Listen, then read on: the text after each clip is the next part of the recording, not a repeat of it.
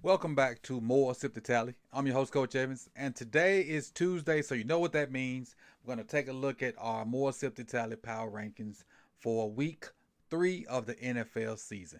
But before we get into it, let's take a look at our biggest movers, meaning our biggest movers up and our biggest movers down, our biggest droppers. So, without giving away the whole list, our biggest movers up are the Cleveland Browns and the Indianapolis Colts. Our biggest movers down, the Tampa Bay Buccaneers and the Las Vegas Raiders. But without further ado, let's get into our top 8. And then the Patreons, you guys will have the entire list shipped over there shortly. All right, let's get into our top 8. Don't want to keep you long. Let's go from there. I'll give you the top 12. Start with number 12. Green Bay Packers. Green Bay Packers are number 12. They're 2-1. Number 11 is the Detroit Lions. Number 10, Seattle Seahawks. Number 9,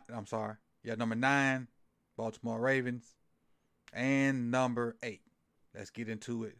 Let's get into it right here. Now I got the graphics for 8 through 1, but you all know that. Number 8. Boy, I hated to put these guys up here because they kicked my team's butt this week. Hate it, hate it, hate it. Indianapolis Colts. They did a good job of finishing off the Ravens this week and got a dub. So number 8 team, they're 2-1. The Indianapolis Colts did it with the backup quarterback. Their defense is a lot better than what I thought they were. Their front seven and their linebackers get after it, and kind of seeing what their behind the scenes stuff from their guys. Their two linebackers were fired up because Pat Queen mentioned that he felt like they were the best linebacker duo. So Zaire Franklin and Shaq Leonard kind of took that to heart and wanted to prove that they feel like they are the best linebacker duo. So they went out there and did the damn thing. Number 7, Buffalo Bills. After what happened to them week 1 versus the Jets, the Bills are kind of finding their footing. They're 2-1 also. They've looked good these past 2 weeks, so they moved up to number 7 in the power rankings. Teams, week 1 you never really can say, hey, this is what they'll look like the whole season. So this thing is going to start to kind of level itself out, and not the rankings, the records still play a part in it, but the way teams play will really start to level the power rankings out. So again, as you once you see the whole list, and I'll go ahead and tell you, the Vikings are 0-3, but they are ahead of some teams that are 1-2 because the Vikings have played some good football. They just have not been fortunate enough to win some games. So you'll start to see some teams with better records, maybe under some teams with worse records, but it depends on how well you're playing. But let's go on to number 6. This team is playing some good football, especially defensively. They are playing lights out defensively. They take on the Ravens this week. I think the Ravens got their hands full with the way they playing. Myles Garrett is playing lights out. Myles Garrett looks like the front runner for Defensive Player of the Year right now, and he is going berserk defensively. Zadarius Smith, the DBs, JOK, they getting after it right now. So I got the Cleveland Browns, and offense is starting to round in the form. Losing Nick Chubb is gonna hurt. They picked up Kareem Hunt. He's not Nick Chubb, so we'll see what they can do offensively to try to replace Kareem Hunt. Replace Nick Chubb, but defensively they getting after it. Right now, I got him at 6. Next up, number 5, Dallas Cowboys, who was recently, as of last week, they were number 1, but losing to one of the bottom teams on the power rankings last week, you got to drop. You got to drop. Them losing to the Cards is you got to get out that number 1 spot. No excuse to losing that team. None whatsoever. You got a high-powered offense, probably one of the best defenses in the league. No excuse to lose to the Cards, so you got to drop out the number 1 spot. And right now you got the 5. It probably should have went lower, but I got to live, I think that was an anomaly losing to that team. So got them at 5 right here. Number 4, Kansas City Chiefs. Again, I think that loss they had was kind of fluky. They rounded back into form.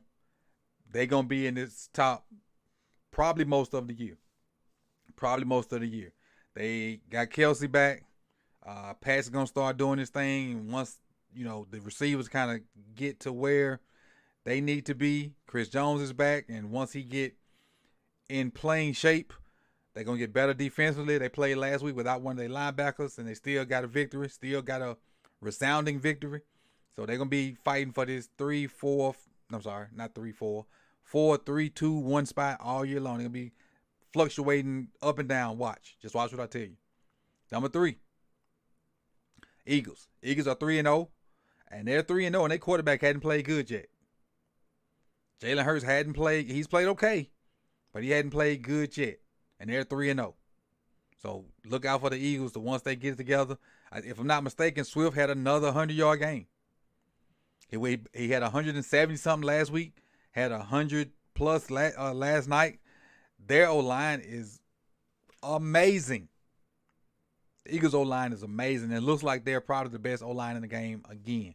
Because when I did the breakdown of them last week, it was a lot of inside zone. They didn't run a lot of variation of plays. They ran a lot of inside zone, but the O-lineman knew how to block it, and Swift knew how to hit the hole, and it was a beautiful thing. If you love O-line play, please go watch that video I did with DeAndre Swift, because it was beautiful, beautiful. Number 2, and you'd probably think this team would be number 1, but they not. They were number 2 last week, and with the Cowboys losing, you'd think they bump up to number 1, but sorry, I couldn't. The 49ers. 49ers, they do their thing.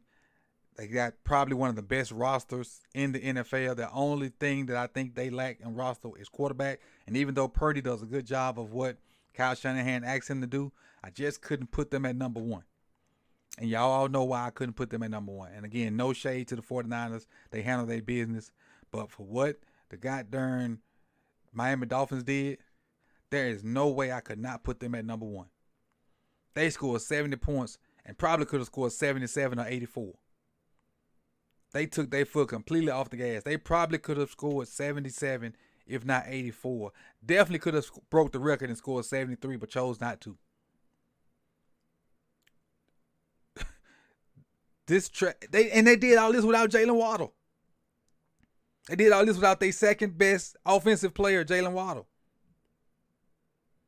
Tua, Tyreek, A-Chain, who was their second best back, had 200 plus yards. Mostert had 3 touchdowns and 100. No, he didn't have 100, but he had 3 touchdowns. I think he had 100 all-purpose yards because he caught a touchdown too. I think he had 4 touchdowns total. The Dolphins, 70 points, man. A 70 burger. And like Uncle Shay said, he gave you a 50 burger plus 20 wings.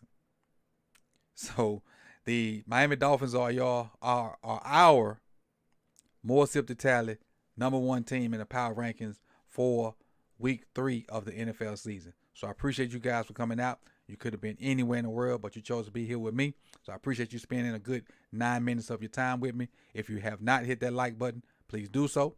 If you're not subscribed, hit the subscribe button and hit that bell so you can be notified when the rest of these videos drop throughout the 2023 season. I appreciate y'all, and I'll see y'all soon. Peace.